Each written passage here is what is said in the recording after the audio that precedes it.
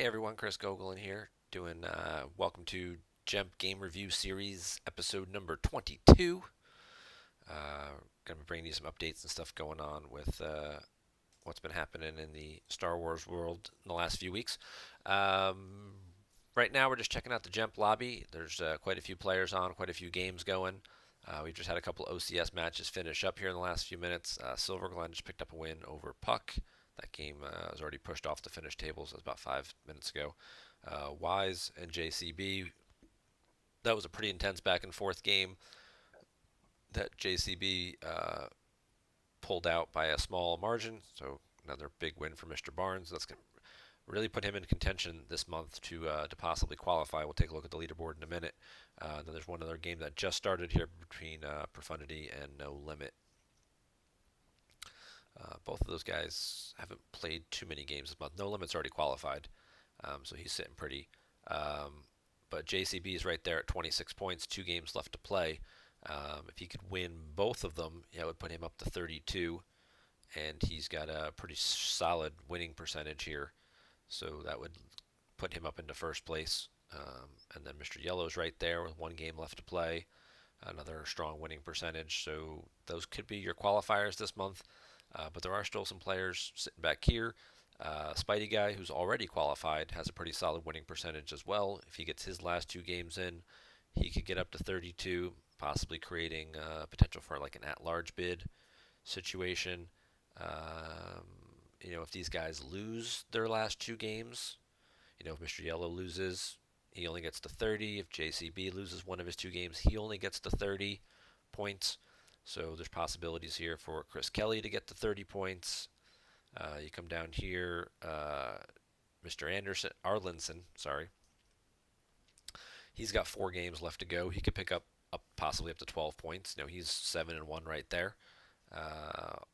All Star still has 3 games left to play. He could get to 30. So there's still some activity going on. Some people who could jockey for positions. You've got a couple guys down here, 5-1. That's 5-2. Could make a move there. 4-2.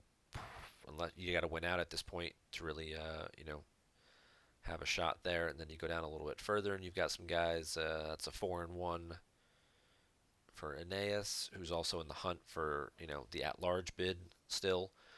Currently, that's Mr. Shaw who has that, but he only had a 1-point lead over Chris Kelly, and Chris Kelly has 2 games left to play. If he wins one of those 2 games, he's going to move up. So there's a lot of position left to be played here.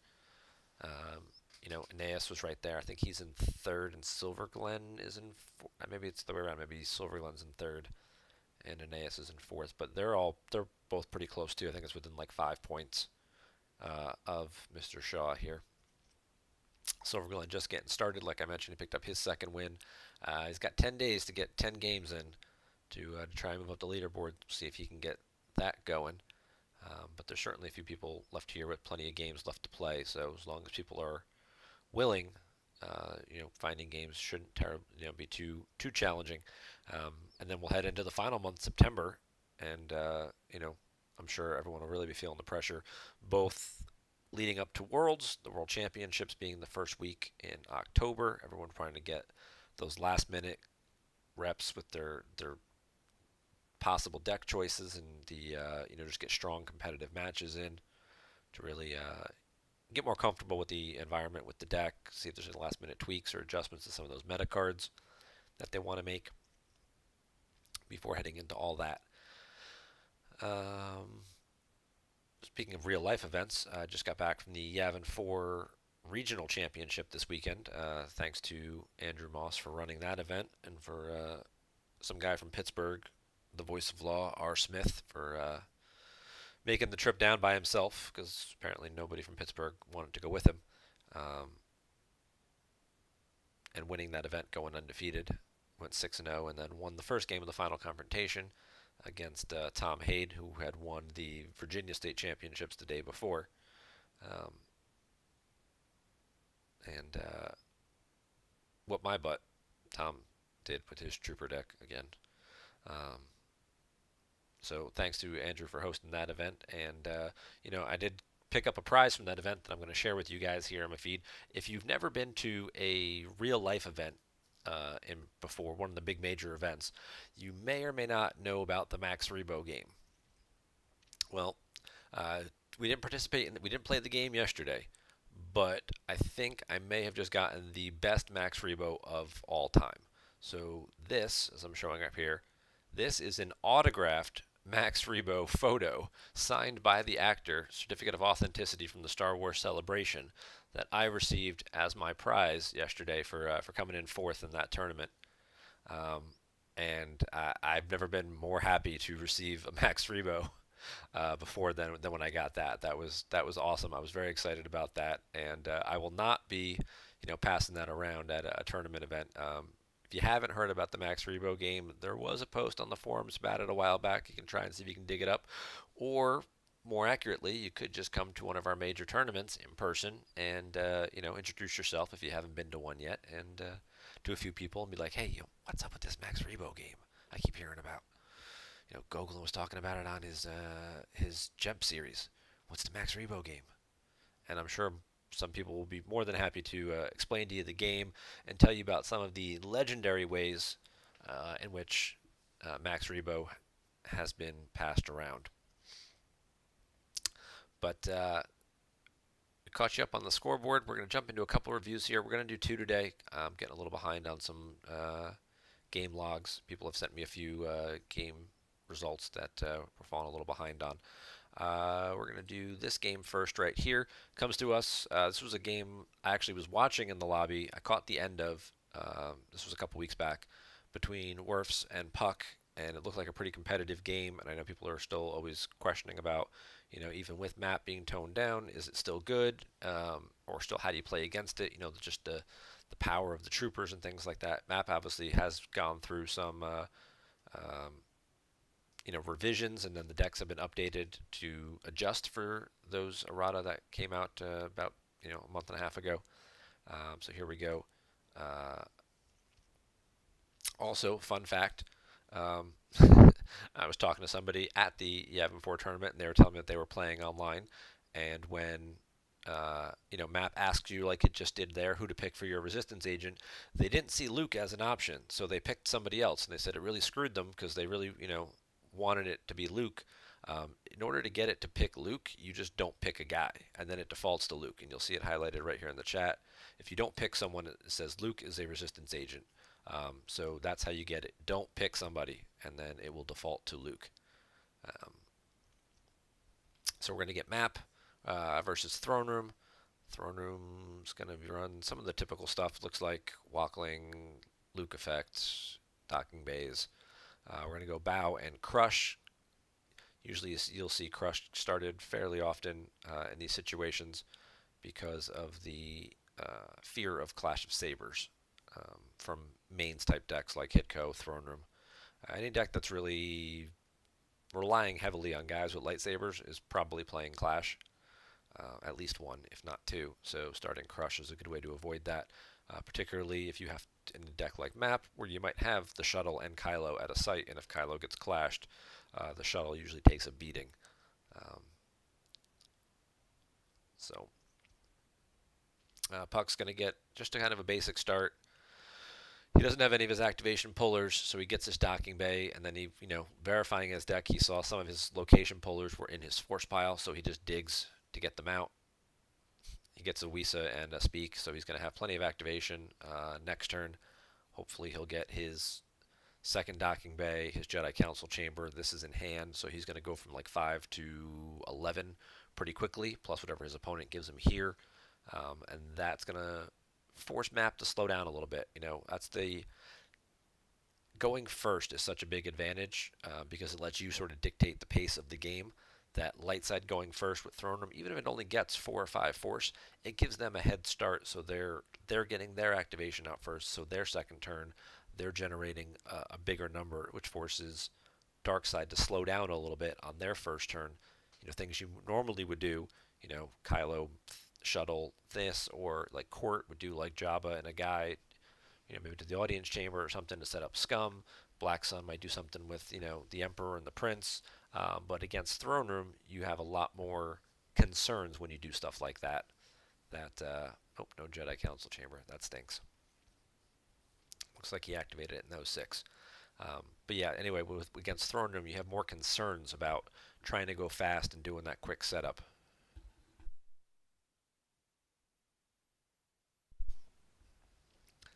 So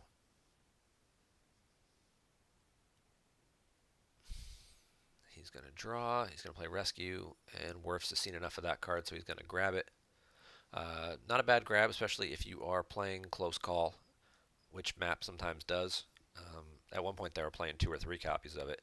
Now there's a canceller for it. Some people have taken them out altogether. Some people just cut it down to just one, hoping you find the right time to maybe sneak it through or something. But he does grab Evader Monarch. That's the other fear you have to have when somebody starts Crush against you. If they're starting Crush, there's a pretty good chance there might be an Evader Monarch in the deck. Some people just play the Crush just for the Clash of Sabers protection. Other people will play it. They'll play the I Have You Nows, which you can pull, and map could run I Have You now that we have Supreme Leader Snoke, who is a Dark Jedi. So he could use I Have You Now to add Destiny against Luke or rebels like Obi or I don't know, whoever else might be hanging around, Corran Horn, those types of people, Chewie. Actually, no, Chewie Resistance, Jin Urso, right there. There you go. There's a few others that you might have an opportunity to play that against. But he's going to go Kylo Shuttle, and he's going over here, which is interesting. Kylo's got more power at the Forest, while Kylo, armed with the lightsaber, he's power +2 there. So he may be, just slowing down, taking it slow. He might already have the Jakku system maybe in hand, or maybe he knows it's not there. It's in his used pile or something. Putting Kylo to the site here lets him use Bow and get a card out of the used pile. He gets Justice out as well, so he's got the Clash protection. He's got the multiple Destiny protection. So this isn't a bad situation. He's adding a Destiny to power with the shuttle. So it's a pretty decent spot here. But again, his opponent's activating quite a bit and saved a few Force. So, we're going to see some people come down and, take a crack here. And there's that Clash that we're talking about. Right now, if he didn't have Clash of Sabers, this game would probably be over, unless he had the Gick in his hand. Because he'd battle, Kylo would get clashed, he'd battle, it would be, 9-0, and he's drawing Destiny against the shuttle. He draws a 3 or a 4, Rey makes it a 5, now he's looking at like 14, this thing forfeits for 5, so he's peeling 9 or 10 overflow right there, all because of Clash of Sabers, so that's why you'll see the Crush get started. Looking at his options here, Move Along is an interesting card. We'll highlight that one real fast for you. If a battle's just at a site where your Jedi's present, use a Force, draw Destiny. That number of opponents' characters of ability 1 must each move away for free or be lost. So against a trooper deck like Map, Move Along is a pretty big card. They come down with like Phasma and like 2 troopers, FN, whatever, and a first order guy, and they battle, expecting to get 2 battle Destiny, and maybe cancel your game text or something, and then you play Move Along and make 1 or 2 of those troopers move away, and now suddenly they don't get any battle Destiny. So that's a very interesting anti-map card. I don't know if he was just expecting a lot of map. There's also other people it does work against. It does hit Greedo in Scum and Black Sun decks, and not really. There's 1 or 2 of the Biker Scouts or other Imperial Troopers that are ability 1. Not a lot of ability 1 guys that this would really hit outside of map, so it's kind of a specific counter. Looking at his card options here, he already has Luke in hand. Chewie might be a good pull here. He could grab the escape pod so he could go get his Hoojix if he thinks he's going to need it. Or Jedi Lev or Poe, for Poe for his space fleet, Jedi Lev in case he just draws low and if he's trying to hit Kylo. He could grab concentration to make sure Kylo doesn't hit him. and that would mean he would only lose one character. Um, so that's a possibility as well. Still drop Anakin in battle for free, you know. So he's got options there. He grabs the move along. So he's looking for the counter beat, is what he's probably thinking about here. He's going to grab weapons display in case there's any type of exclusion. It's an exterior site, so no stunning leader or anything to worry about. Obi's going to take a swing at Kylo. Kylo's hard to hit because he can cancel one. That's a good one to cancel. You kind of have to draw 2 6s to hit Kylo. Certainly possible in a light side mains deck. They certainly have plenty of 6s with some Jedi Lukes and stuff floating around in there. But not the easiest guy to hit because of this little effect here, which lets you stack an interrupt from hand to once per turn cancel a weapon destiny at Kylo's site. Doesn't even have to be targeting Kylo. We've covered that in a couple other videos, just how strong that card can be. He stacks limited resources on it as well. A card you're not going to need for a few turns. Hits Rey. That's the smart play. Obi's not immune to any attrition, so you swing at Rey, who's the easier person to hit. Set her forfeit to 0, guarantee that both guys are going to die. Rey also can't blaster deflection, so certainly had an option here. Oof, draws a 7. First power destiny.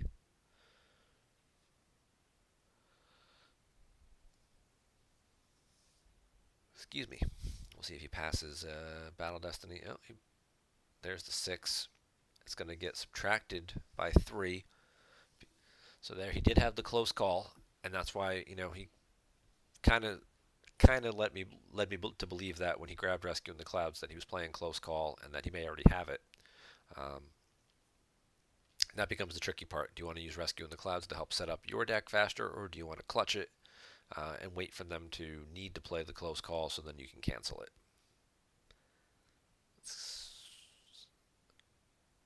Yeah.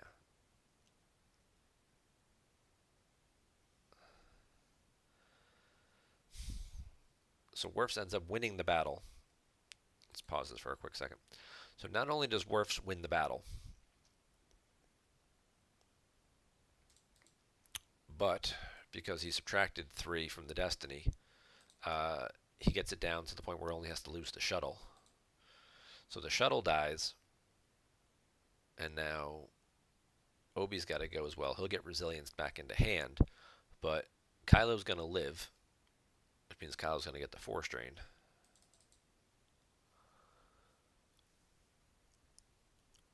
And Light Side just lost, they lost one character in Rey, and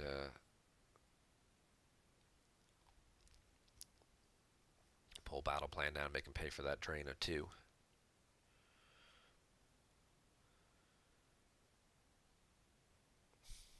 Darkseid might have one other site left, whether it's a 2-0 like the bridge or something, or the 3rd Star Killer base site. Probably not. Most of the decks seem to run just these 2 sites. If they run any of the Star Killer sites, they'll run these 2 sites, and then like a 2-0 plus Jakku, which should be coming out soon as well.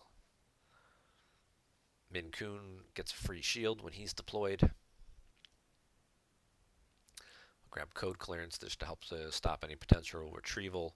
If he uses like Jedi Lev to retrieve someone, it'll get stacked here, and then that'll limit his retrieval for the rest of the game, subtracting it by 1. So something like Walkling wouldn't work, or Draw Their Fire wouldn't work as well.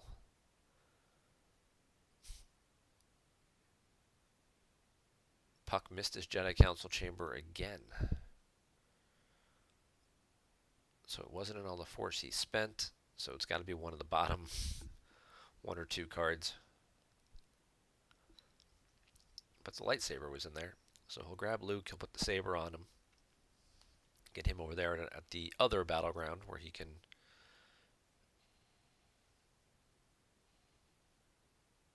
try and do some damage. But, and I'll use Jin to block that train there. But Luke doesn't have any immunity. Because Luke was the resistance agent, like we pointed out at the beginning of the game, he loses his immunity to attrition. Ooh, he's putting the 0 back. That's a risky move. Excuse me. Ugh. Long day at work. So he's putting the 0 back. Now we're expecting him to come down. Wirfs to deploy map, typical some type of trooper beatdown. You'll see a couple of guys come down first, then you'll see Phasma to get more cards in the used pile, spend more force to get a good card draw here. With Phasma, there's a second trooper. There's the third trooper. He's just piling on the troopers. Do we have a guy with a weapon now? Nope, nobody with the weapon. We're going to see Move Along being played. And see what he draws for that.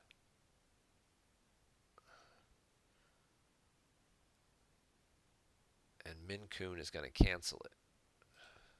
Oh, place it out of play. I was going to say, once per game, use a force to place bunch, just played interrupt out of play. So he's going to place Move Along out of play because he doesn't want to see that card ever again. Certainly a smart, understandable move, especially with a lot of these troopers. Just a 1. Ouch. So he just draws a 1. That'll just force one trooper to move away. Oh, Lightside gets to pick. I don't want Chewie. I want to read Move Along. I read this earlier, but forgive me. That number of opponents' characters, your choice. Okay. So you pick. He picks. He moves FN away, which means Luke will get to use his lightsaber.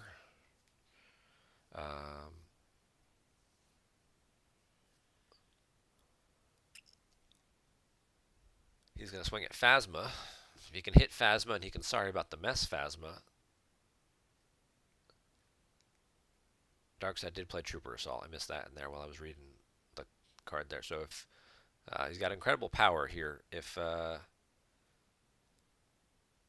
he loses a force with the sorry about the mess and makes Phasma lost, if it's not canceled, Darkseid's going to go from, like we said before, getting 20 battle, 2 battle destiny and a lot of power to no battle destiny now. So Luke with no immunity is going to live. He's going to pick up a card off Justice just to get it into hand. He grabs PV, who he needs to help set up his finalizer. It'll also stop Luke from adding 1 to the total, try and keep the power total a little different. Like my father, adding 1 to the draw. So everybody's, Darkseid's immune because of the Trooper Assault. Lightside didn't have any attrition, so they just have 2 battle damage to deal with. And then it'll be their turn. So they top deck 2 cards. They lose another Luke and a Padme. But now they're going to have the ability. Oh, by the way, this is the other stupid thing about Move Along. Moving FN away, it's considered a regular move. So FN can't just move back. FN is now stuck at that other site. So that's a card that can really hose you if you don't know what's coming and you get in a situation like that where 1 or 2 guys get moved, or if you're in a scum deck or something like that and you deploy Greedo as a react and then Greedo gets moved away, that could end up blowing up in your face. Always thinking with your stomach. He'll cancel the drain, but he did play the Don't Do That Again Virtual Shield, which then makes that missing gets changed to land speed equals 0. So Luke can't move. So Luke can't chase these guys. And it does cancel the drain. We see a second close call. So Wirfs is still running the close calls, which definitely makes sense why he grabbed the Rescue in the Clouds then. And he'll go ahead and get Luke some backup with Anakin there. But Luke doesn't have to go missing, luckily, because he did play that Don't Do That Again shield. If you're suspecting, that it's a tricky card, you'll see certain decks will use Lost in the Wilderness or Always Thinking with your stomach. I'm very fidgety today, I'm sorry. Then, and you think to yourself, well, if I lost Luke here and he got missing, was made missing, what would I end up doing? Whoops, he accidentally just paid 3 to drain for 0. He meant to use the site to try and look. Okay, so there's no location in the deck. Somehow, I guess he forgot what phase he was in, or thought he had advanced through it. He's just going right to draw, and he's just drawing some cards. He's trying to find his Finalizer or Jakku. Probably has the Finalizer in hand, actually, from Bow. He's trying to find a Jakku, is really what he's trying to do to get PV and get his system set up so he doesn't have to pay to drain. Then he's got to figure out what he wants to do with all these troopers.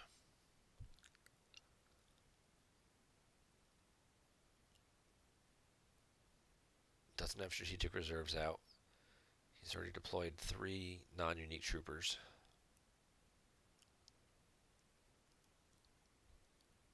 There goes a 4th one. So even if he did get strategic reserves out, he's going to be pretty limited because these decks typically run only 5 or possibly 6 troopers total. He's not really going to have access to cancel any drains at this point. Puck's just going to reload his hand a little bit. He's not taking any damage, so he doesn't really need to rush to put any pressure on. He's got a good drain of 3. I'm sure we'll see him, a number of dark side characters are kind of stuck here.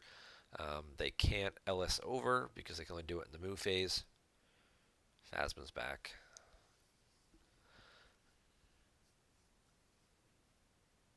So we'll see Phasma. Now we're seeing a guy with a weapon come out.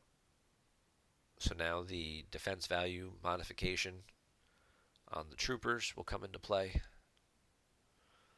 As long as they, right now, I'm sure Wirfs is hoping that Puck isn't running 2 copies of Move Along, because that would really, ruin his day.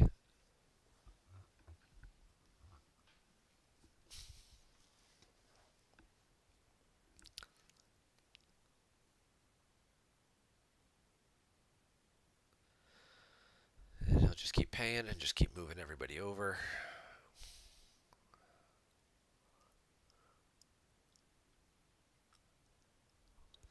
Go get that battle planes that he put back earlier.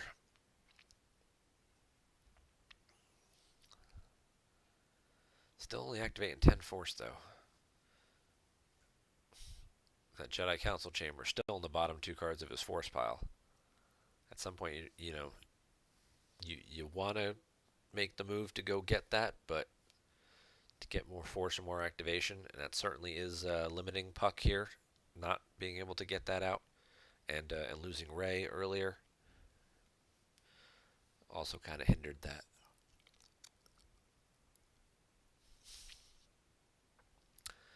All right.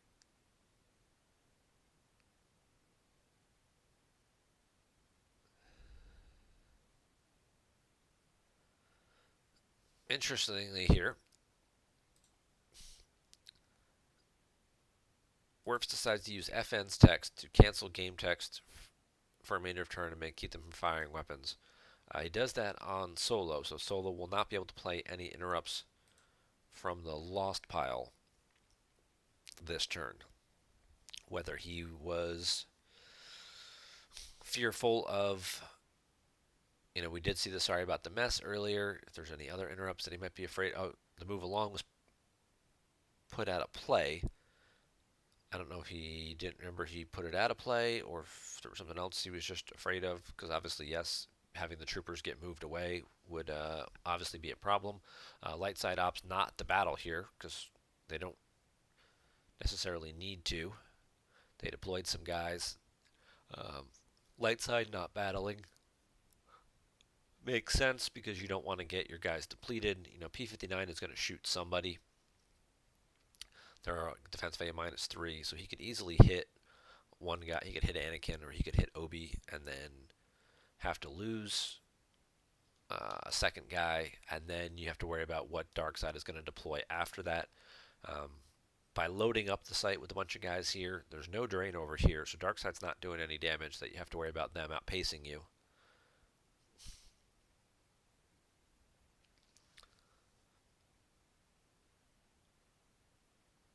Dark side decides to deploy a guy or 2, and then they're going to Ellis in the move phase because of insurrection. It's limited to the move phase to move Kylo and Min Kun over.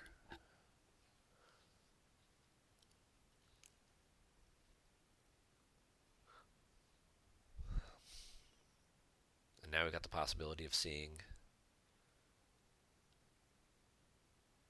puts the speak back because at this point he knows where his Jedi Council chamber is and it's not really helping him. He's gonna sorry about the mess from the lost pile, and he's got a lot of targets to choose from. Phasma makes the most sense because you're taking a second Battle Destiny, hopefully, assuming you hit. You're taking the second Battle Destiny out of play.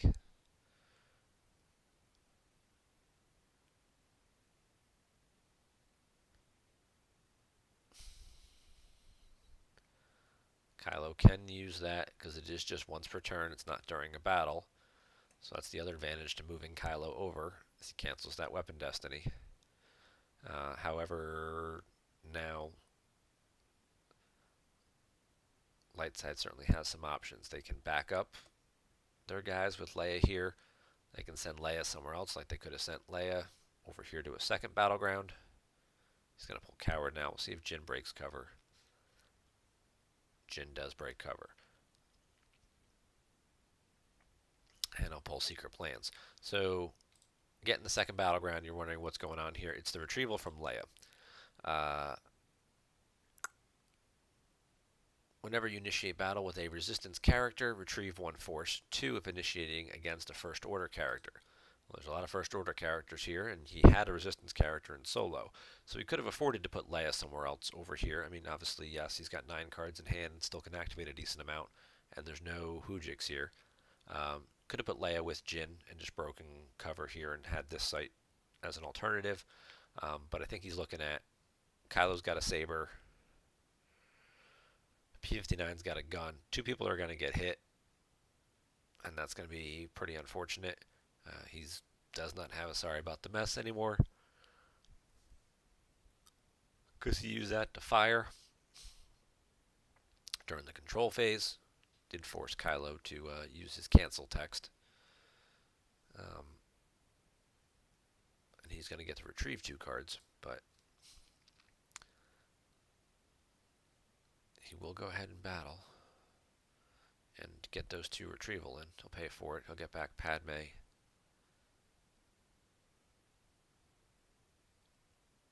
And another Luke. So put the 6 back where he can track it. 7 cards down. Here comes a Trooper Assault. So a whole bunch of those guys are now immune to attrition. These 4 guys, I don't think Min Kun counts as a trooper. He's a Royal Guard. I don't think he's a trooper. But Kylo's free and clear now. He's fair game. He can't cancel the weapon destiny anymore. Could get close called.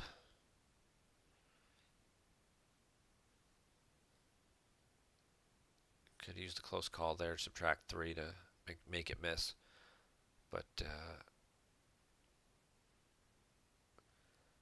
Kylo's, they're like, well, Tarkin adds a battle destiny as well because Min Kun is a Royal Guard leader. So there's a 3rd battle destiny now.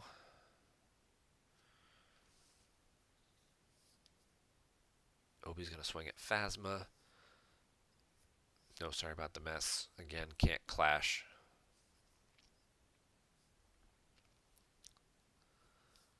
Does have the blaster deflection, though.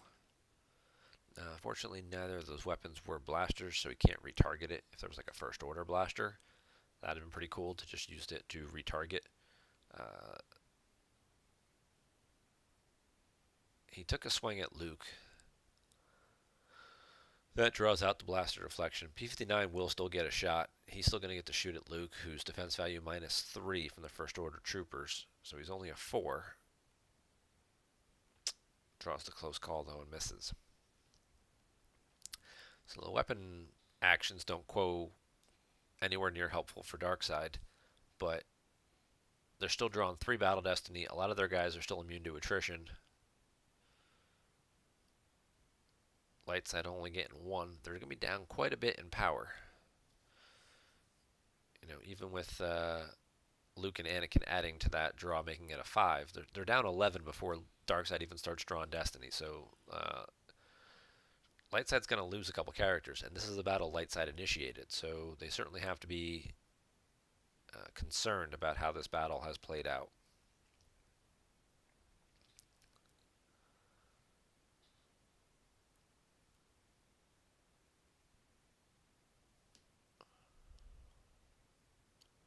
And those were some pretty good draws. And those pretty good draws are all going to be in a nice little pile down here.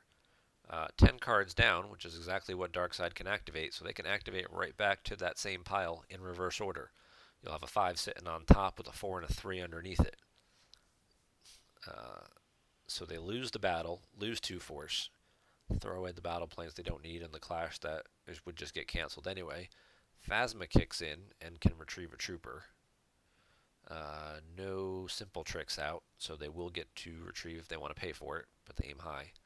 Again, FN back seems like it's.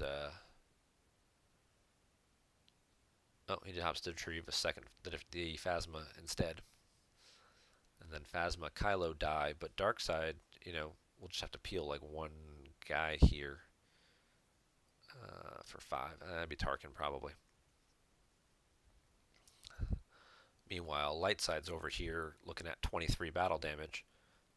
So Solo and Leia are gone, and probably Anakin as well.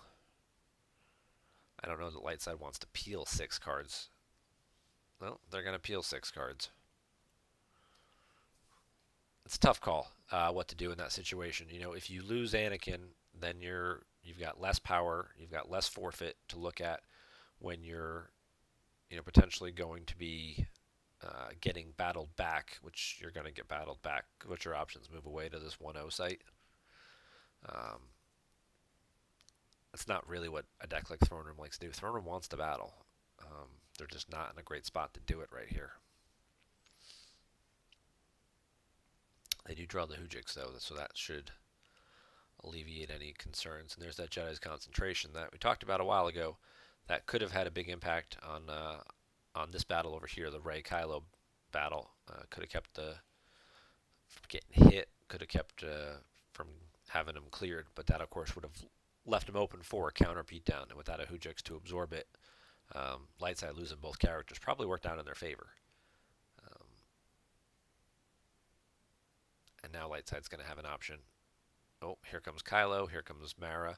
So now you're going to have the option with that Jedi's concentration again. And if you use the Jedi's concentration, then Mara, Obi, and Luke can't swing.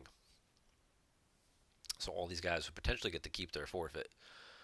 P59 doesn't make forfeit 0 anyway, so it's really just Mara.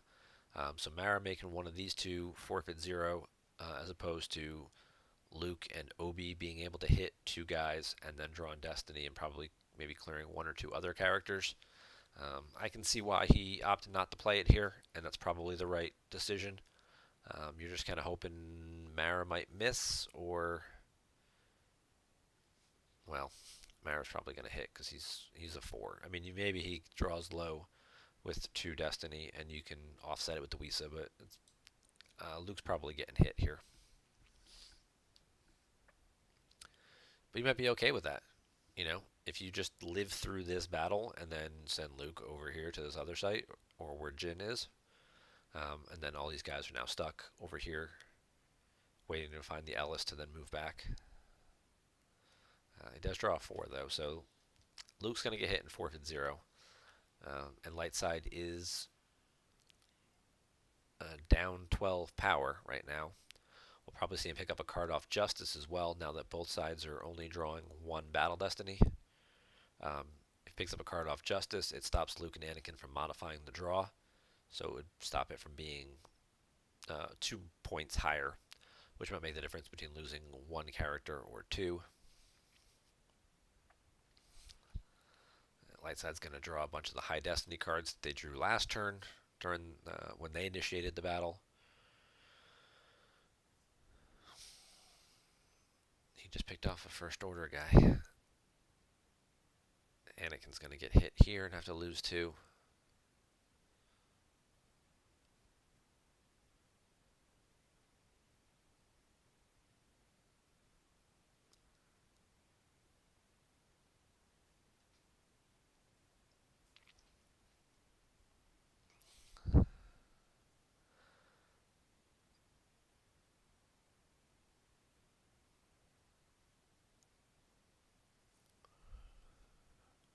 So we've certainly seen some interesting plays by both sides. Obviously, light side's been hurt by their force activation being limited.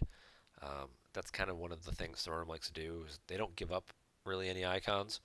Um, so they usually out activate their opponents, and then they can have that advantage and press that advantage by putting out more guys than the dark side can. And they've been both activate and 10 this game, which really is not exactly what Throne Room always wants to do.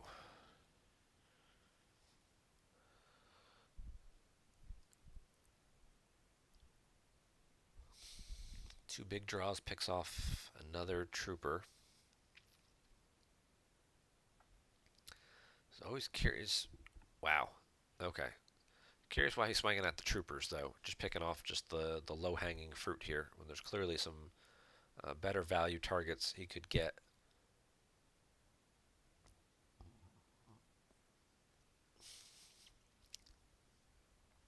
You are beaten gets canceled. I'm trying to see who he was targeting. He was targeting Anakin, so he was going to try to take Anakin out of the battle because Anakin's not forfeit 0. P59 just hit him, but he wasn't forfeit 0, so he would still have his 8 forfeit. So, but impressive, most impressive, cancels you are beaten. Also does a bunch of other cool things, but cancels all too easy. Barrier when it's targeting a Jedi. Stunning leader when a Jedi's in the battle. You are beaten, except when it's trying to cancel uncontrollable fury. Or it lets you take a first weapons segment action in a battle that opponent initiated, so you get to do your weapon action first. So if you want to get a swing in and then sorry about the mess of their guy, or something like that, or play a battle destiny adder before they play something like Dr. E and eliminate you, or hit your guy and make him lost, or whatever. Yeah.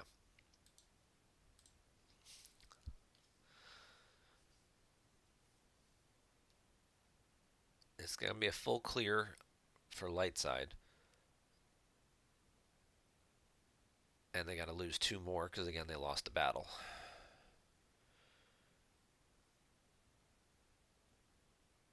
Well, it's not technically a full clear. I guess they could opt to peel 4 more cards and keep Obi there by himself, because Anakin does have his forfeit.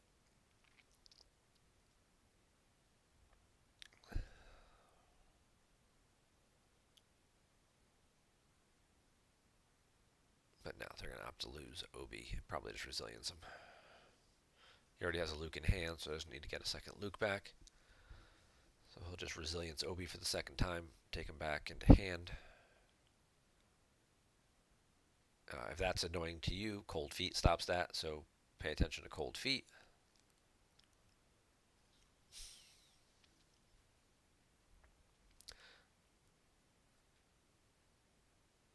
And Kylo dies, but he'll Spectre him and swap it and put him back.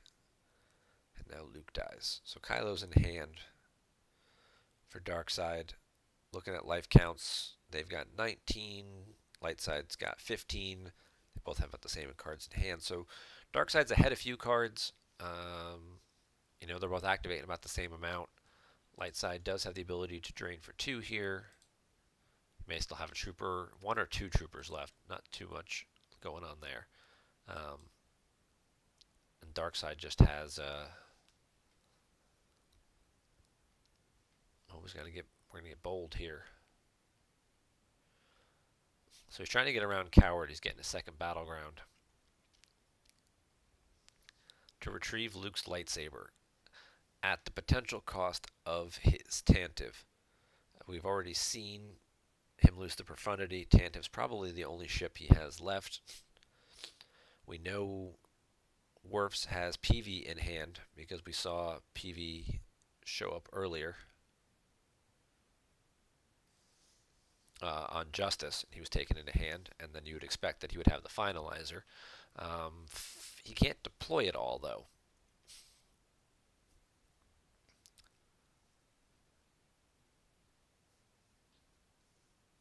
He steals Luke's lightsaber. What did he... He retrieved Luke's lightsaber.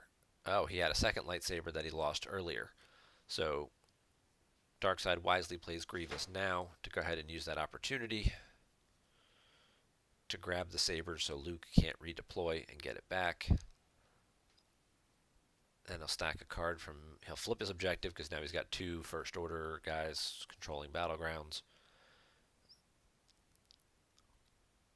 But he didn't have enough force to put the ship out. With only getting 10 force, the finalizer costs too much. You could put the finalizer down by itself, but not with a pilot. Because I don't think he's got Hux yet. I think we saw Hux drawn for Destiny earlier. So if Hux is still floating around in there, he'll play the Always Thinking from the objective there to cancel that drain at the site. So he mitigates some damage there. He's flipped. And he makes Obi land speed 0, so Obi can't move, which could definitely come in handy if Lightside wanted to try and move over.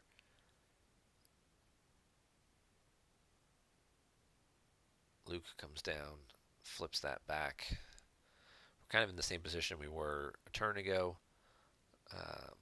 Darkseid doesn't really have enough force to put anything out in front of the Tantive. They just have, they could do the finalizer, I think. I think that goes -4 to an episode 7 system. Doesn't necessarily have to be Jakku. So it could deploy here for 9. But when you only activate 10, 9 isn't exactly enough to do much with. So instead he's just going to drain for 3, using the Stolen Lightsaber to add 1 to the drain.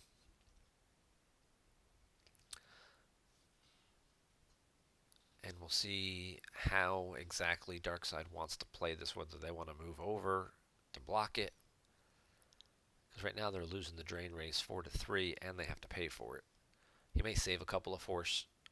If he's got a finalizer and a pilot, we'll probably see him save a couple of force so he can deploy that in front of the Tantive next turn. Yeah, it looks like he just paid the drain and then passed right to draw. And he leaves 2 back.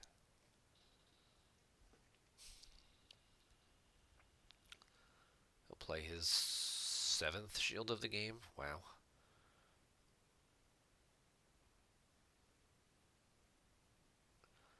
Lightside running low on life force, though. These drains are causing the damage, as the battle damage earlier, choosing to peel cards to keep people around, taking overflow in battles.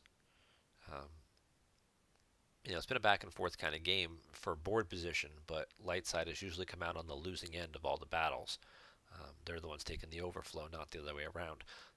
They've got the better board position now because they're doing drains of 2 and 2 and they're not paying for it, but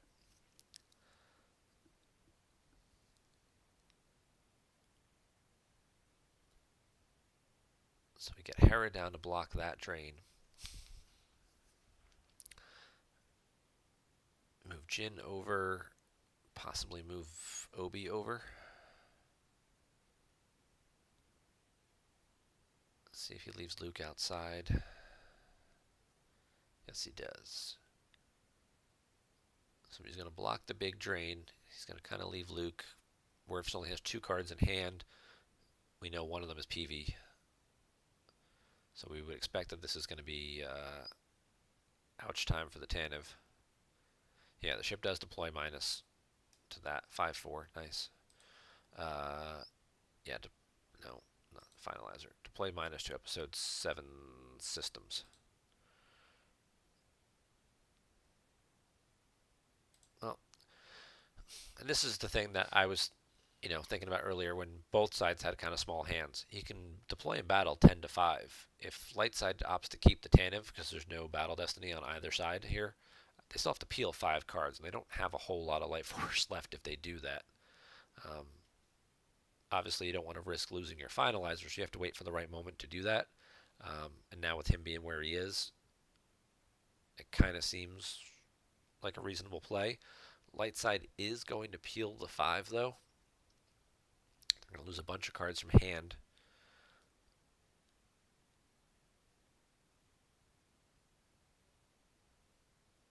Just draw their fire on top of it. And now Darkseid has to be concerned about losing their finalizer.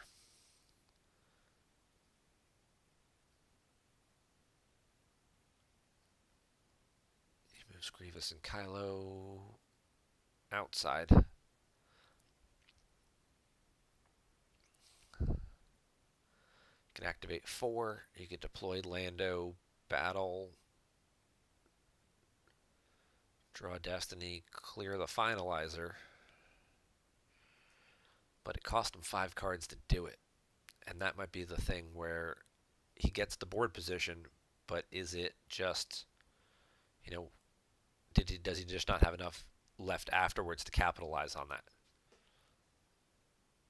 He's going to battle. Lando's going to end up getting lost because he won't have any force to pay the upkeep. Grab a card off Justice to limit light side to only drawing 1, but they were only drawing 1 anyway. But I think he just wanted that card specifically. It wasn't like a Destiny thing. So they tie, but the Finalizer's not immune to that. It's only immune to less than 5, and it was a 5. So that's going to clear the ship, and then Lando's going to have to go out of play for his maintenance cost. So again, we're in the situation where now light side is back to, they're not paying to drain because they've got these, battleground site and system, but they're pretty far behind on life force. 2, 3, 2, 5. Ouch. I'm not going to hit Luke with that.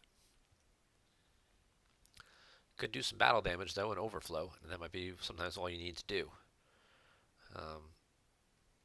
He can pay 3 to drain for 1. At this point, he's really just trying to flip his objective. If he can get Luke off the table, the map objective will flip, and then he can play an interrupt that's stacked there, and he can play this limited resources, which will do 4 damage. With him only having no cards in hand and only 6 cards left, that's his end game move right here. He battles Luke, he outpowers him, he wins the battle. He causes 2 force loss with Kylo, taking him down to 4, loses Grievous, loses the Trooper too if necessary, and then it'll be First Order characters control 2 battlegrounds, Resistance Agent not there because Luke would be dead, and then he flips, and then he plays that to do 4 damage and end the game. That's what we're looking at. That's what it seems like his end game move is. Sure, throw PV down just for kicks. Didn't have enough force to squeeze PV out because he doesn't deploy minus. He deploys -1 to the Finalizer, so it would have been 9 and 2. He would have had enough then. That would have been 11 earlier, and he had 12. 11 1 to battle. He could have cleared the Tantive, but I think it actually worked out better for him. The Tantive staying and peeling 5 cards. So he misses Luke. We get a Battle Destiny draw. It's a 2, but honestly, it could have been a 0 and he still would win the battle.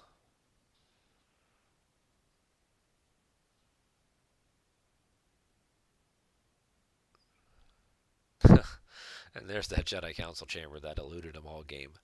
But that'll do it. He loses the battle. He peels 2.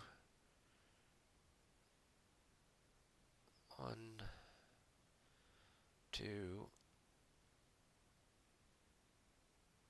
and then he's got 12 battle damage. Luke's going to cover 9.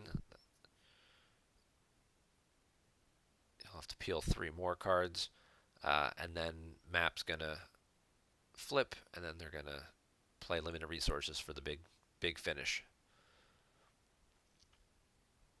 So as we saw here, the map deck is still pretty strong, does still have a lot of options, opportunities to take advantage of things. The character package is always, he stacks a card. Don't think that's what he wanted to do. He's going to concede before he gets limited resourced. So yeah, I don't think that's necessarily, Map's still a strong deck. It still has had strong performances. I know Wirfs used this deck at U.S. Nationals and, was able to do pretty well in that event with it. I think he was in the top 8, so he, won quite a few games with it. And, just like he did here, really taking advantage of the things that Map does well. And Lightside certainly got hurt by missing that Jedi Council chamber pull and having it being buried in the bottom of the force pile for a while, not having Rey still around to kind of siphon that card off the bottom. We'll move on to our second game real quick here. Uh, Welcome a newcomer to the OCS event this month, Advocate, uh, playing in his first OCS month. He's playing against Marines 28 here. This is Black Sun against Prophet. The game link was submitted to us from Marines 28, so he'll be playing the Black Sun deck here. Not exactly your typical Black Sun build as we see him starting combat response. Trying to get to space, I guess, right away. He's going to start 2 aliens. He's going to start Cad Bane and Snuva. Curious to see if he's got a Vibro Axe floating around in here for Snuva. During your deploy phase, Vibro Axe may deploy for free from reserve deck. When Snuva excludes a target with a Vibro Axe, you can capture it instead, so he can capture people, which is pretty cool. Then it's a Bounty Hunter with Cad Bane, who would cancel immunity to attrition of a Jedi.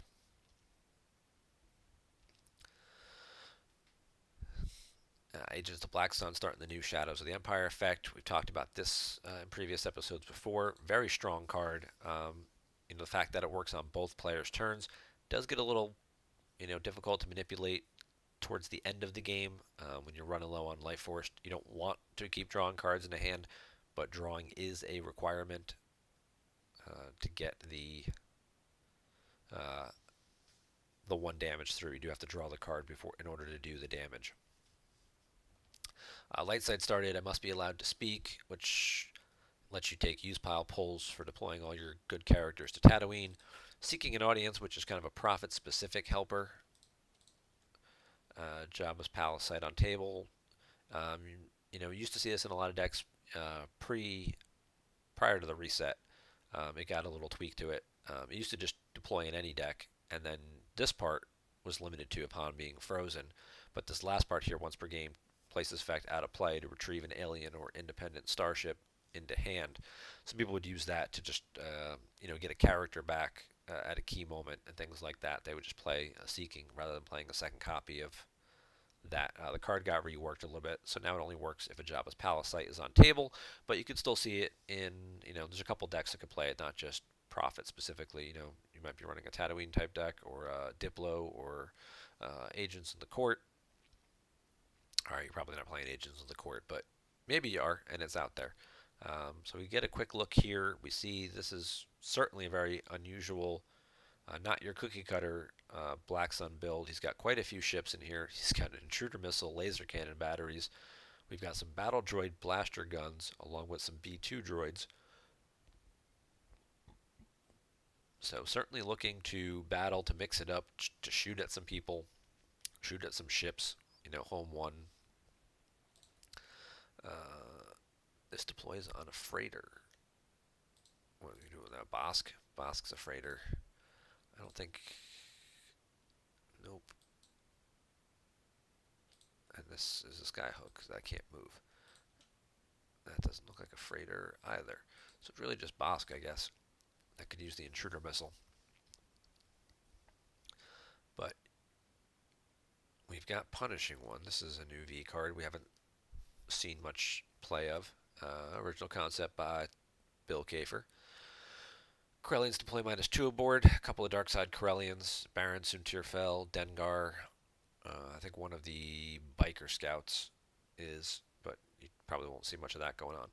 When deployed, place an Admiral's Owner in Owner's Used pile. While a Corellian piloting, it's power +2 and immune to less than 3, less than 5 if it's Dengar. So we'll see which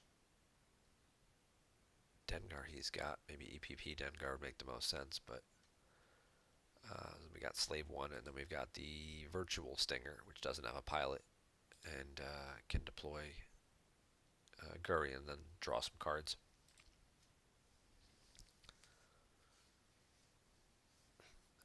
Gets his locations out pretty quick. That's kind of what this Black Sun deck does.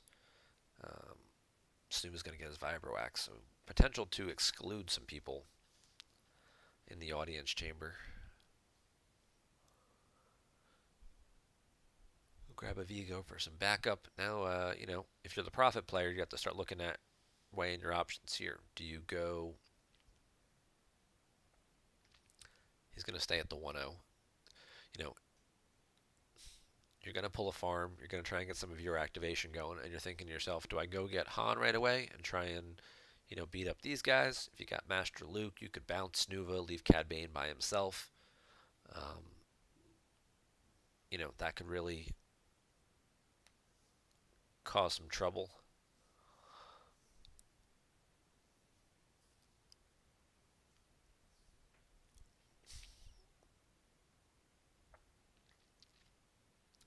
We don't see a Gick in his hand, so that could be trouble. So we got Leia. Leia's going to get hit with the bounty. Leia's going to get a use pile pull. If one of these use pile pulls is Master Luke deploys for free from the objectives text. Luke deploys free. Master Luke deploys for free. So he does still have 3 force left.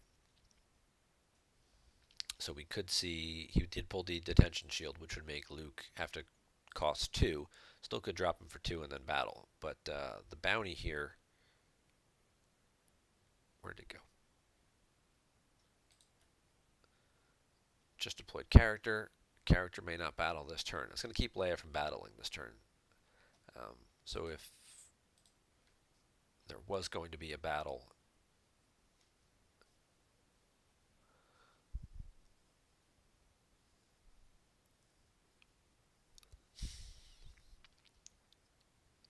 he's going to play a second rescue in the clouds. Really looking for stuff. He gets 3PO. 3PO costs 0. 3PO is a card. A gift is pretty popular in profit decks. That would really be a problem for.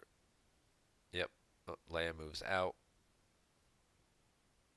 and he just draws. So either a gift wasn't in there and it's in his force pile and he drew for it,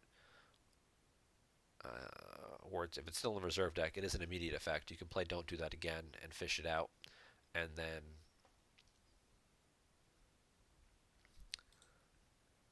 that's going to be interesting. We'll focus on that in a second. I want to finish my thought on a gift. Could have moved here in. Not only does it make an undercover spy that blocks drains, but a gift makes your force drains wherever your opponent's force drains wherever they have an alien character are -1, and their battle destiny draws are -2. Black Sun is only allowed to play aliens, with the exception of the Emperor. It's aliens and droids. That's all they've got going because of their character restrictions, bounty hunters and information brokers. So they'd be pretty limited as terms of what they could do against a gift. Now, obviously, they've got things like Probot and or possibly Force Lightning with the Emperor to get rid of 3PO and that. But one of the many hidden texts in here that people often forget about with Agents of the Black Sun is that during your control phase, each of your bounty hunters may make a regular move to an adjacent site where there is a bounty. And since we have this new bounty card that came out in set 6 specifically to help Black Sun, it's pretty common for it to see it hit the table. So if you're still on the 0 side, because you haven't flipped yet, you can do that to keep them from battling you, and then when they run away to avoid the beatdown, you can just chase right after them. Pretty clever move by Marines 28. I don't know if Advocate was aware of that text. Could have saved himself a force from moving away. Maybe he'll capture 3PO. And now he's going to use 3 force. So he attempted to use 3 force to play Sense Uncertain is the Future. That's the part that puts your hand back. Both players put their hand back and draw a new hand. So he was going to do that. And Advocate is going to play a Sense of his own, targeting Leia to try and cancel it. He's got to draw less than 5. He draws Rose. Not sure why Rose is in this deck unless he's just looking for additional retrieval. Wouldn't be the first card you expect to see in a profit deck, so it's certainly an unusual character choice. Both these guys, though, are known for a lot of their unusual deck choices. So they're both going to shuffle their hand into, they put their hand in their use pile, put their use pile on top of the reserve deck and shuffle, and then draw a new hand. And now he's going to pull Don't Do That again. He's going to play Wisa. So Advocate's going to cycle some cards out of his deck using his newfound interrupts. Darkside redrew their hand and still got the sight back into hand, which I was surprised they didn't deploy. I guess I figured he would pull it if he, didn't get it. He's going to grab a gift now. But I don't know that anybody's going to be alive here in a second after this battle.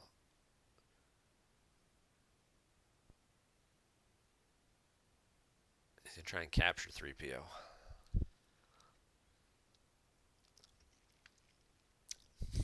And overkills it. I'd almost rather have that for Battle Destiny.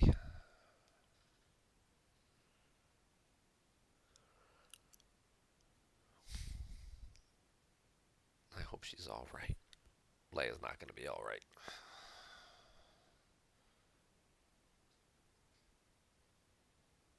.3PO gets captured. And 3PO is going to get seized and held by Snuva.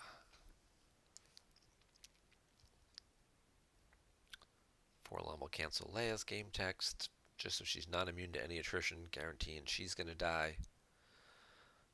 When the bounty leaves the table, Darkseid is going to get to retrieve a force, right? Peek at opponent's hand, retrieve a force, and then lose the effect. Turn in 2 copies of the bounty. Okay. Makes sense, because that's kind of what he's trying to do things with the bounty side of his object and his bounty hunters.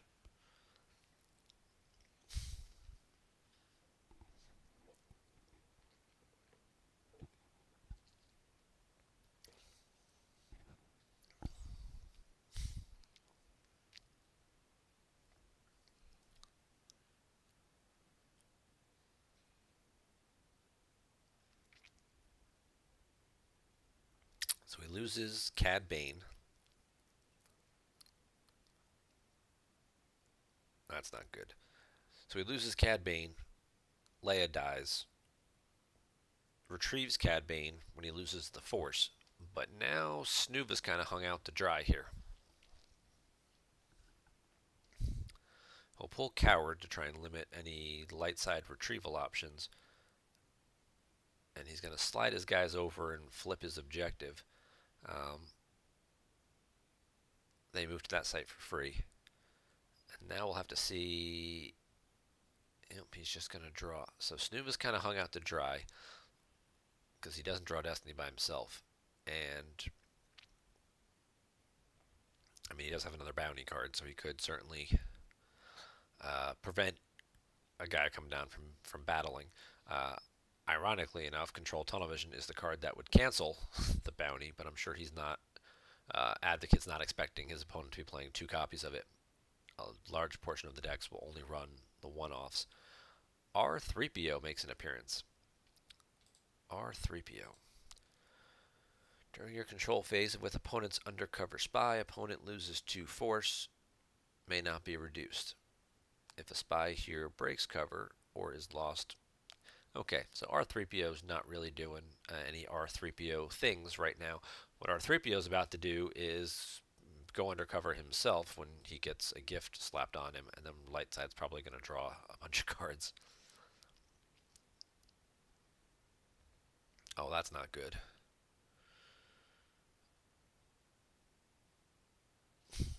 Chewie versus Snuva would be an epic battle, just like, and I'm sure there's some comic book or something about them fighting or who they are. It's Wookiee on Wookiee, right? So that'd be pretty cool.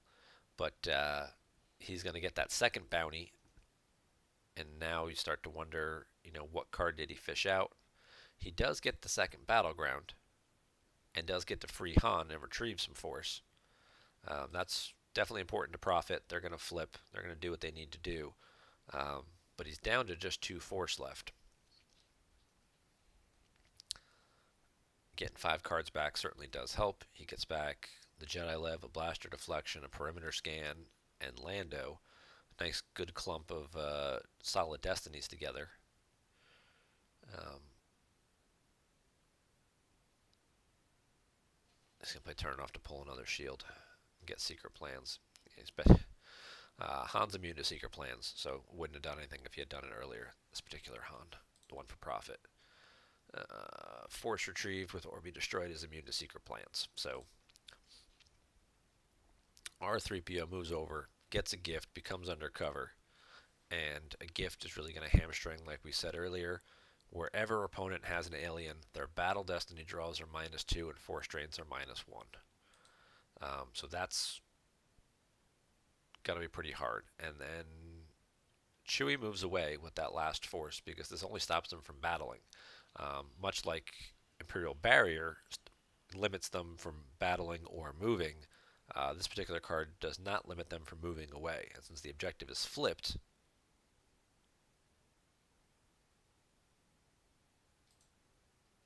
wait a second.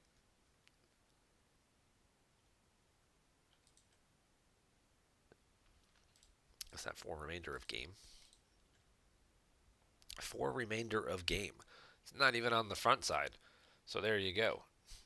Reading is fundamental, kids. Make sure. RTFC.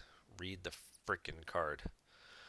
For remainder of game. All of the stuff on the front side of this objective is all for remainder of game. During your control phase, bounty hunters may make regular moves. So they moved away inside to consolidate together. But these guys can follow them. So now we're going to see Snuba move over. We're going to see Forlom move over. We're probably going to see. He's going to do 1 ping damage first. But then we're probably going to see this B2 droid with this blaster get deployed. Possibly see Django or P-59 all come down. First, he's going to check the cards in his force pile. Try and think and try and figure out exactly what he wants to do. With his turn, how many forces you want to spend, what cards does he want to draw. That's the manipulation of the Black Sun deck. When you're on the 7 side, putting a card in use pile, seeing every card in your force pile. You don't shuffle afterwards. They stay in the same order. So if the cards I want are near the top, maybe you don't want to spend as much force, limit how you want to do things. If they're down towards the bottom, you're like, all right, I can spend 9 or 10 force and then draw 2 or 3 cards, and this is what I'm going to draw. So having all that additional knowledge, which is thematic because you're playing off of information brokers and this Black Sun spy network and all that. Very thematic card design by Decipher. And now we're going to get a beatdown squad. We've got the B2 droid. We got a Django Fett, and he squeezes out Bosk as well. Bosk is just power +3 with the smuggler, so Chewie or Han here. So he's big power. And he limits them to 1 battle destiny, but they weren't drawn more than 1 there anyway, so that part not so much of a effect. Forlom's going to cancel Chewie's text so he can't shoot, and now we'll see if Snuva tries to recapture Han, because then Chewie and Rose would just be kind of stuck by themselves. He draws low though, so that's probably not going to work. In case you're wondering, what does a Vibrowax do? Target a character using 1 force. Both players draw destiny. Target excluded from battle if warrior's power plus your destiny, so the warrior you deployed it on, plus your destiny is greater than target's power and destiny. Well, Snuva's power 6 and the Vibroaxe adds 1, so 7. So you're looking at 7 in a destiny compared to 4 in a destiny. So he's got an 8. If light side can draw 4 or higher, they'll be okay. They draw 3. So Han's going to get recaptured.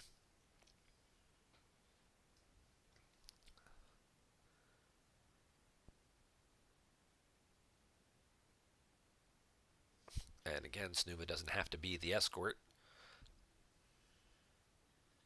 He'll put Han to the B2 droid. The B2 droid is going to take a shot, hit, and make someone forfeit -4. Makes sense to shoot Chewie. He's got the higher forfeit. They both have defense value too, so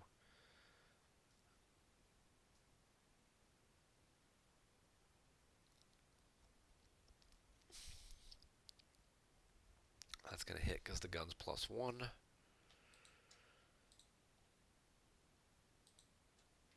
Defense value +1. Then he gets 2 Battle Destiny because Django is with the character with the permanent weapon. But those Battle Destiny draws are going to be each -2 because of a gift. So they're both 1s. Flawless marksmanship. I guess that's to help him shoot with his weapons in space, his laser cannon or his intruder missile. Light side draws high, gets a 5, but they're still down quite a bit here. They've got pretty low forfeit. He opts to lose Django in hopes of finding Boba Fett. No Boba Fett in the reserve deck. Boba Fett, not there.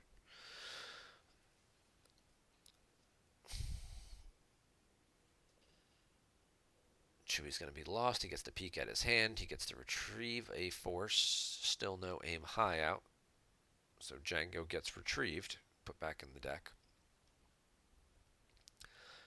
Chewie and Rose die, and now he's looking at 10 battle damage. He just got his hand shuffled back a turn ago. But we did get a peek in his hand. And we did not see, I didn't see a Hoojix in there. And judging by the lag here, it's because he's peeling 10 cards. Whenever you're watching a replay view and you're like, oh, did the game freeze? What's going on here? It's because he's top decking cards, and it will just all do it, compile it at the end when the action is completed, and then you'll just see this big chat log. So we lost Rescue and Owen from the used pile, lost a Harvest, which would have been a good source of retrieval.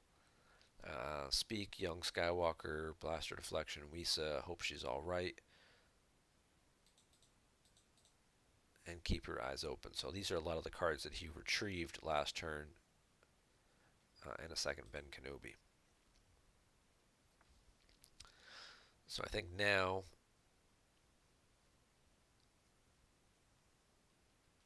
Dark Side's going to need, or Light Side's going to need to be looking for something new to do.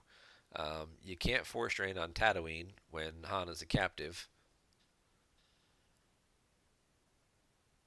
But unfortunately, the majority of your characters, like Ben Kenobi and Master Luke, get the deployment. Well, Ben has deployment restrictions. He can only deploy on Tatooine. And Luke, oh, this is interesting.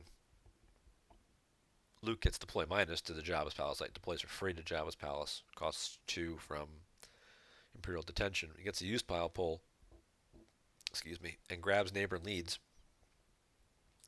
Draws a 1, so he's going to send these 2 guys over here in front of the Prince. And hopefully he's going to try and get a counter little beat down of his own in. Now, we see from Marine's hand, he's got the Gick in hand, so he's going to absorb that. But would not be surprised here to see him try and bounce the Prince back to hand and beat up on the Vigo. Oh, and there comes Lando on top of it. Curious that he didn't deploy Lando first before playing. Oh, that's why he wanted to. Never mind. He was trying to figure out how much force it was going to cost. He didn't know he was only going to draw 1. Lieutenant Chamberlain. Really? Because you're playing blasters, you're playing Lieutenant Chamberlain. Because you can deploy a blaster on him from reserve deck. And he does target battle droids, and you could immediately destroy a droid. That would actually be huge if it was over here and you got Han back. But he tries to bounce him. He misses. Because he drew Lieutenant Chamberlain, and then he draws Battle Destiny, and he gets a 5 total. Does Ben work anywhere? Yep, just ended. Revive. Your character forfeited from same site. So, and he's got 1 force left to pay Lando's upkeep. So we can afford to do that and bring a guy right back and then pay Lando's upkeep. So he'll lose Luke. And then, yeah, that'll flip. But then he'll use Ben Kenobi when the battle's over. Ben doesn't work until the battle actually ends. You have to go through all the steps of the battle. And then once the battle's over and everybody's forfeited and everything, if Ben is still there, then you get the option to bring somebody back. Which he'll do now. He'll bring Luke back. recycle, pay 1 for upkeep on Lando. So you've got Darkseid right now, who's sitting over here. They didn't have to lose any overflow. They didn't have to play the Gick. So that worked out for them because they had plenty of forfeit between the Prince and the Vigo. But they've got all these guys over here right now. They can't force drain at the audience chamber because of the objectives text. Darkseid's not allowed to force drain there because they get to start 2 aliens. So they're going to have to move these guys out. They could get blocked. He doesn't have any force left this turn, but next turn, he could move the undercover spy over. But even still, the drain is still -1 because of a gift. So he's going to move his guys out, and we're going to see him start drawing some cards. What seemed like for a while there that Darkseid was really getting the upper hand of Lightside in all the battles. A well-timed neighbor leads swings things right back in the other direction. Now we see some of these more interesting cards. Deathmark. Deploy on an exterior planet site, target an opponent's smuggler. Each turn opponent must lose 1 force, beginning of their control phase, until it's reached by the target. It's a fair amount of smugglers. There's, almost every deck runs solo, or some version of Han, or Chewie with Blaster. So you've got 2 smugglers that are pretty commonly played in a lot of decks, and occasionally you'll see like Dash Rendar pop up in other decks, or Mirax. Definitely against Watch Your Step, you've got a plethora of smugglers to choose from there. Certain versions of Lando are also smugglers.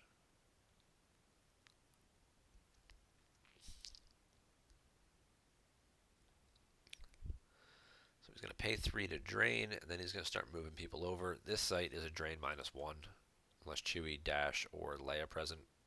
Force drain -1 here. So these guys are going to start moving away. Firepower, sure. Maybe you'll occupy the system at some point in time.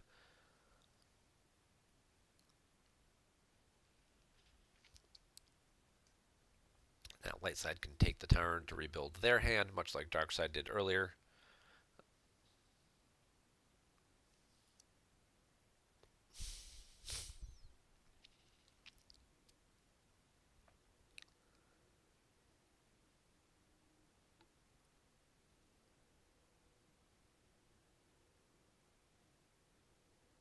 Draw, draw, draw. Pay for upkeep. No force left to grab cards, though. First Strike is also a card you see a lot in Black Sun, so the possibility of not having any interrupts certainly hurts. He puts the Emperor over there. Emperor deploys free here. Emperor has to be on Coruscant in order to trigger this effect if Emperor on Coruscant. So I guess he's going to try and get 3 battlegrounds here. He's going to go to the system and then possibly split these guys up. Maybe just move the B2 droid over to the farm. So we can start doing the ping damage. Or he could go ground. That actually seems unusual to do it that way. Yeah, I think he did it backwards. I think he just realized what he did, and he's asking if he can take it back. See if they let him revert it and undo it and redeploy it. Don't deploy the Vigo. Deploy the Phaline's Fist because you have to have a Black Sun agent here to make this a battleground. So you put the Vigo on it as the pilot, and then you deploy Cad Bane, who draws if unable to otherwise by himself at the ground site. It's a more efficient way to do things. 9, 10, 11, 12, 16. Deploy everything. You've got a strong space fleet, because without a Black Sun agent, this doesn't have any icons and is not a battleground.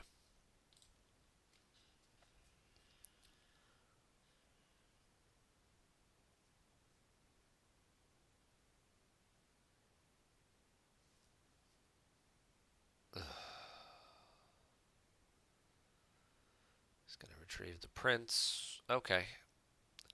I don't like this move. It works in the essence that he retrieve.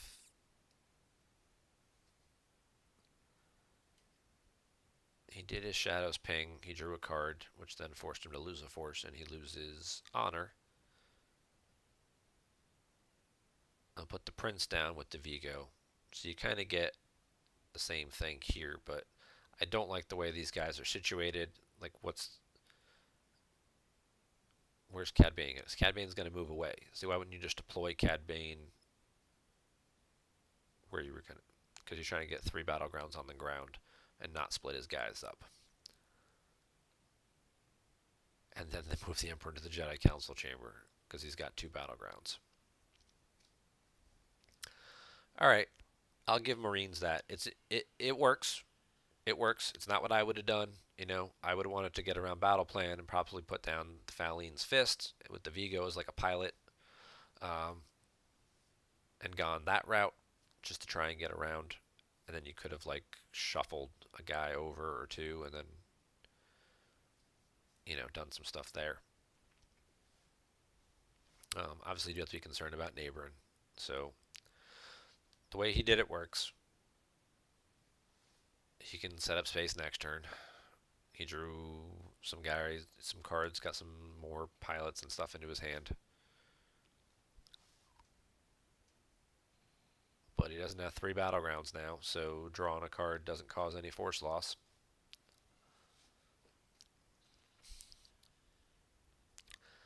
He'll play turn it off to play his 7th shield of the game. See if he can get to 8 and top Wirfs. There's a projection on that site. That'll effectively, so that drain is now 0. Between a gift and projection, it's been modified all the way down to 0. This drain of 1 here is also 0. Lieutenant Chamberlain's going to pay the Emperor a visit.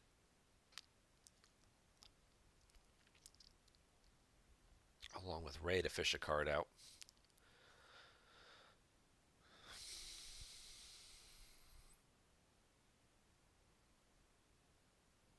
Emperor's going to take a blind Force Lightning shot in the deploy phase at Ray. I don't know there's any need to do this. Alright, you hit, you got Ray lost. My point is, I don't know if there's any need to do this in the deploy phase. You don't necessarily know that they're going to battle you, and you've just given up your immunity, and if he has enough force to squeeze out another guy, you're just going to lose your Emperor. The gun is in there. So he can use his Chamberlain pull and get that Naboo blaster rifle. I think he just clicked on the wrong card now. Or he forgot what he looked at. So there's this Naboo blaster rifle that's going to go on Lieutenant Chamberlain. And the destiny that he had left were pretty reasonable. I think they were both 5s. I think they were all 5s in there. We're all 5s here. Target character, vehicle for free, draw destiny, add 1 if fired by a leader, target hit if destiny greater than defense value. Well, he doesn't add anything. He is a leader, so he does add 1, but he's only drawn a 5 there. So unless he's got a sorry about the mess or blast proficiency combo, whatever, to add 3, he's not going to hit him. He may have something like slight weapons malfunction, which is if you just fired a weapon other than a lightsaber, you can add a battle destiny, which would let Chamberlain draw.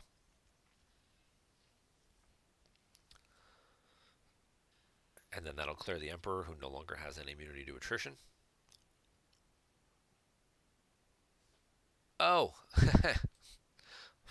Back up. I'm sorry. I totally forgot that. The Force Lightning, in addition to losing his immunity to attrition, also makes him defense value -2. So the 5 hits.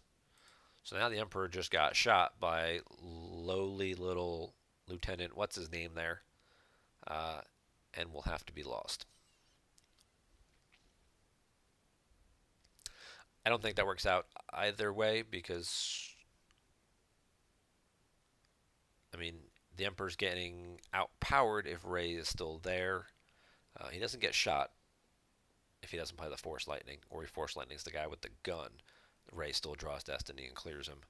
So I think either way you end up in the same boat where the Emperor isn't going to live through that battle. He does have a second Emperor though, so we could see him come right back down with another one.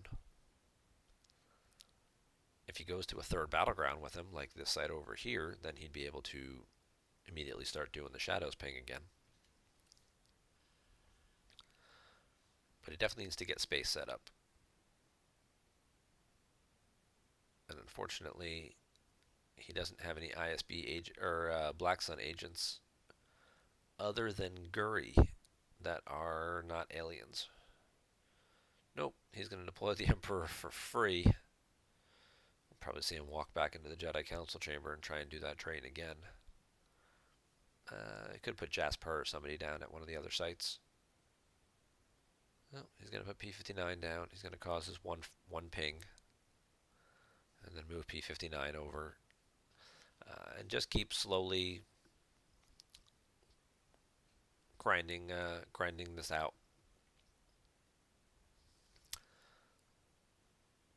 And the card he drew was Guri with Shadows, and he's going to opt to put Guri on the ground. I guess he checked his destiny and likes what he saw, so he's going to take a shot here at Luke.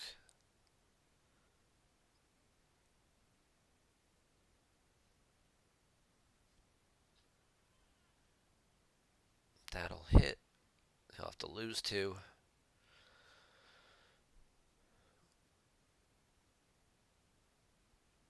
Doesn't reduce forfeit. That was unnecessary.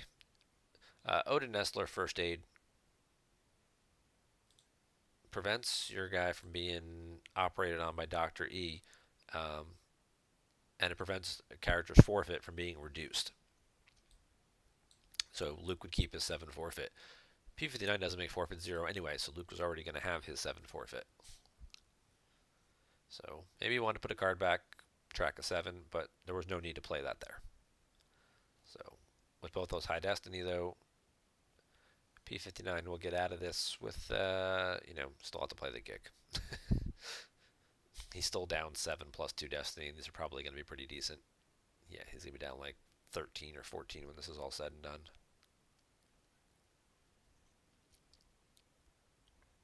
He's already down 12. I take that back. He's down more than that, right? Yeah, it's 2 5s. So he's down by 17. P-59 covers 4.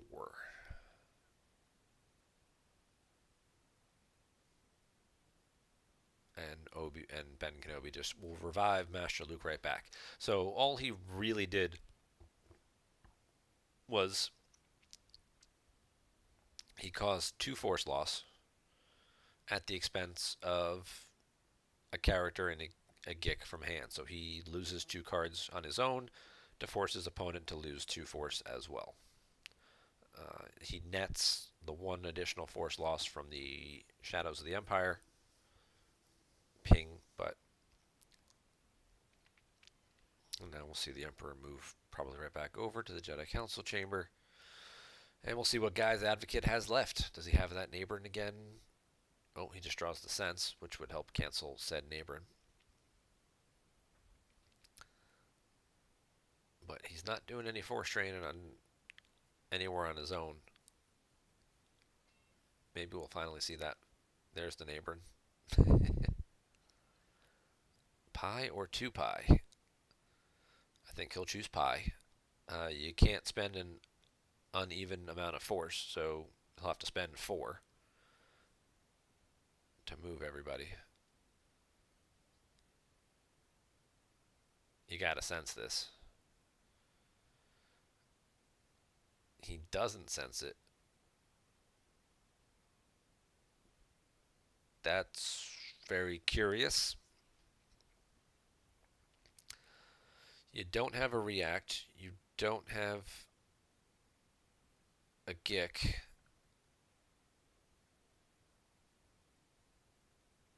Why wouldn't you sense that Neighborin? You simply gift the Mentor and add 2 battle destiny. The Emperor's already down 17 to 4, so he's down 13. The Emperor only covers 9 forfeit. So he's already down by 4 before either side start drawing Destiny. I mean, I know Darkside had some high Destiny cards on top of their deck, but Lightside did too. And now Marines is going to be peeling quite a few cards here, and he doesn't have a Gick or anything to back it up. I don't know why I didn't sense it. Maybe I'm missing something. I like to think I'm not, but I'm sure he'll send me a message about it after he watches this video and be like, yeah, I was saving it for something else, or I forgot I had played the Gick the turn before.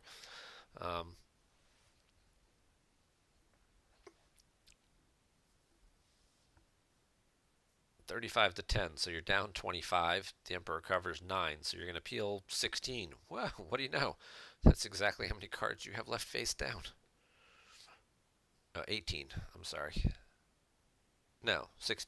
Yeah, Emperor's 9, so he'll have 16 battle damage left.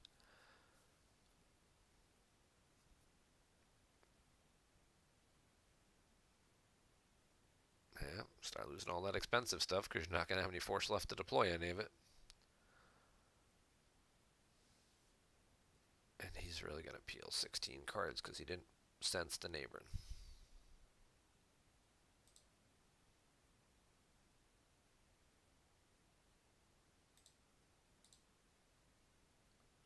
Try and speed this up a little bit while he's peeling all these other cards off his deck, off his used pile.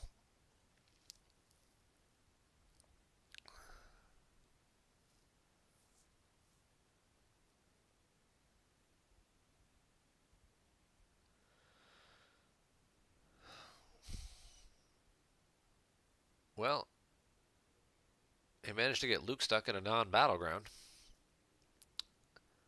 So that'll take him a couple turns to work his way back over.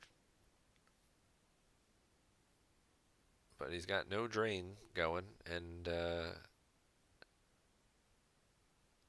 he's just doing the ping.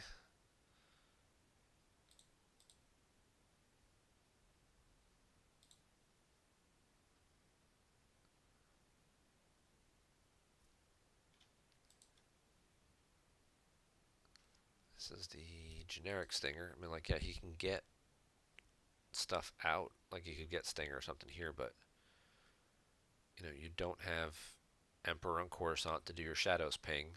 Your drains are 0 because of a gift. And you'd have to pay for them anyway. And you have no force left. So, Lightside drops Anakin, and now we'll start to... And he just draws. I guess he's drawing for the other neighboring. Because he played neighboring and he drew neighboring for Destiny, so there were 2 floating around in there, so he's just trying to track back to one of them, keeping tabs on it.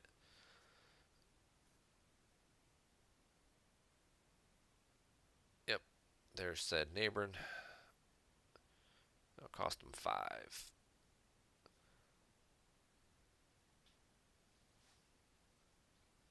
And he's going to move all those guys out.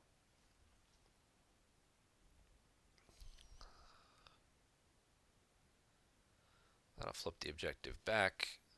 Does it during the activate phase before he takes the damage during the control phase. Smart move there. Unlucky that it cost him 5 to do it, but still. And now what's Darkside going to do? They're going to slowly move their guys over. They're going to get drained for 2 in the sewer. Yeah, at this point, I don't see what else is left for Darkside to do here. Lightside's should never battle them. They can drain for 2 here. They can shift over because this site is only -1 Chewie Dasher Leia. This B2 droid could move over here, and then he could drain for 1 by himself because he's not an alien, so a gift doesn't hurt him.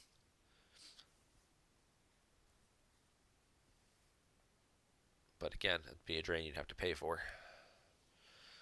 He's going to play Seeking to retrieve an alien. He's got 2 battlegrounds. He retrieves Jar Jar.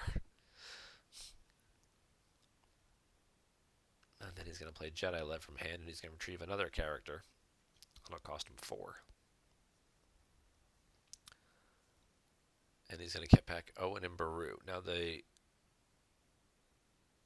Jedi Lev is going to get stacked on code clearance, so that's going to limit his retrieval by 1. Now, so any source of retrieval that would do is reduced by 1. So if you retrieve 1 with like a second Jedi Lev, it then becomes reduced to 0. So you basically just pay for nothing. Draw their fire first strike no longer would retrieve. Walkling would no longer retrieve. I don't know why Owen and Baru went down over there because they can't drain on Tatooine.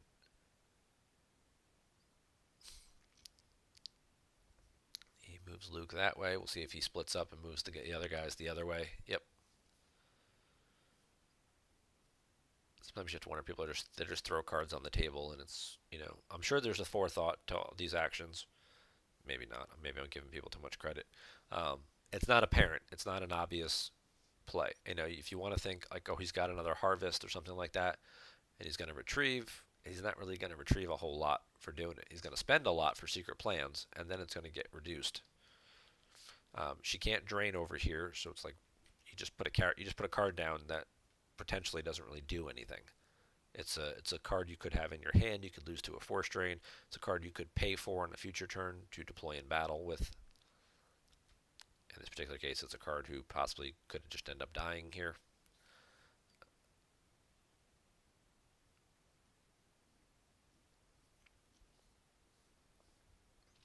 Yep, maybe he was trying to. Maybe that's one of the 4 cards in his hand was another harvest, and he was going to set up a harvest for next turn.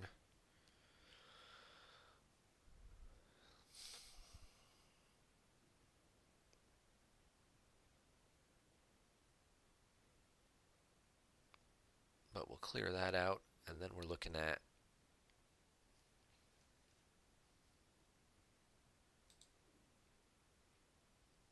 again, light side still in the dominant board position, dark side still just going to have to slowly chase them around. Black Sun agents move to this site for free, so they can shuffle all their guys over here, but that means that this site will get a drain through.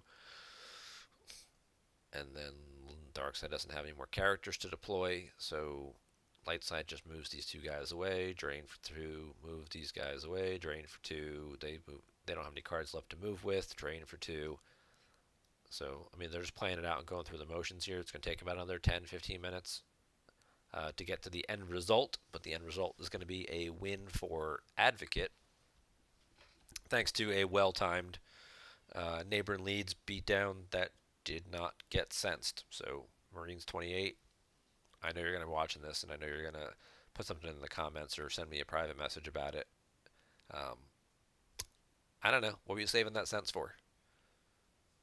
Did you not have the force because sense was grabbed? Is that what I missed? Maybe I did. Because sense is on allegations of corruption, so you'd have to stack it there and spend force for it. Maybe that's what it was, and you couldn't play the sense. You didn't have enough force left for it. Certainly a possibility. I'll have to go back and double check that because maybe I've been unfairly bad-mouthing him for that play, and that very well could be what the case was there. I'll fast forward through that real quick after the game's over.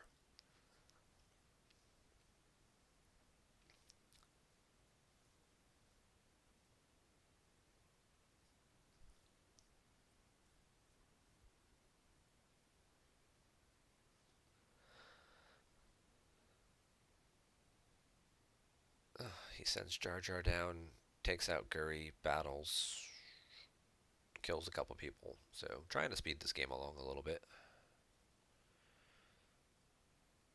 2 guys die. Ben revives, pays the upkeep. Ben Kenobi's good. Ben Kenobi is really good. If they don't have a weapon to hit Ben, and he can just keep bringing people back to life, yeah, he's pretty good. You can't train, you can't battle, you can't move. You're just gonna drop. There's that button, that concede button. You can just hit that too. You don't have to draw each and every card and go through the motions. So all right, so let's take a quick look at this again. I'm just going to reload it, and I'm just going to fast forward at high speed. Hopefully nobody gets a seizure from watching this flicker at such a high speed. But maybe that's what it was. Maybe it was because he grabbed the sense. Maybe he didn't have the two force left to play it. Um,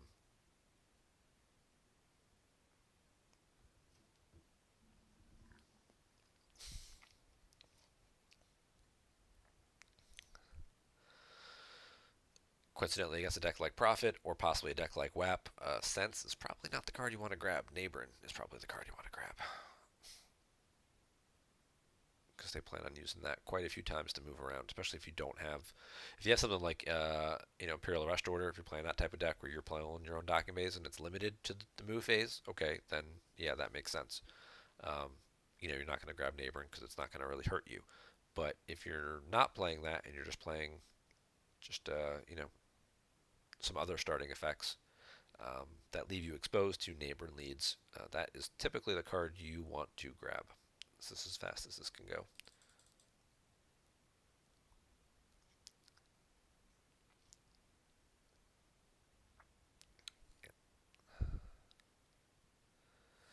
So I will say thank you guys all for watching. I'm gonna, like I said, I'm gonna rewatch this and just make sure I didn't miss anything. Sometimes, when I'm talking, I don't always see everything that's going on sometimes, and it's the downside of trying to do two things at once. And since there's no rewind button on GEMP Game reviews, maybe that's a feature request I'll have to submit. People are always asking for, like, they just said they just published a few new updates and they're trying to work on some of the feature things. A rewind button on the game review tab option, the game link, game history. Um, that may certainly be something that would really come in handy. You know what? I'll actually just leave it in the comments afterwards and just I don't want to run up 20 minutes of video while I'm fast forwarding through all this. So thank you guys for watching this episode. Be sure and subscribe if you haven't already. We're over 90 subscribers now, so just a few more, and then we're actually going to hit 100, um, which would be pretty great. But look forward to some other videos of mine coming up in the next couple weeks, and you know, be sure and check the forums. There's a lot of state championships happening in the next couple weeks, so there may be one in your area that may be worth taking a trip out to. And then we've got the World Championships coming up in the beginning of October in Morristown, New Jersey. So if you've never been to a live event, that's certainly a great one to go to. Don't be intimidated by the fact that it's the World Championships. There are plenty of other events going on the weekend. So even if you just play some of the side events, Friday, Sunday, or just hang around and watch games on Saturday. Play Saturday. Pay your money and play Saturday.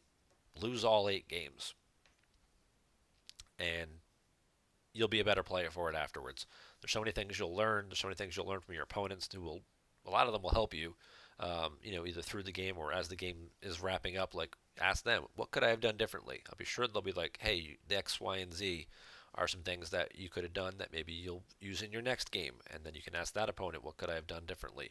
And it's a learning curve. You take your lumps like anything, Michael Jordan got beat plenty of times too, but he just kept working at it and kept getting better and learning from all the other great players around him as he was coming up. And when you're playing any game, that's kind of what you have to do too. So I'll leave something in the comments about what happened with the sense thing. So thank you guys for watching and have a great night.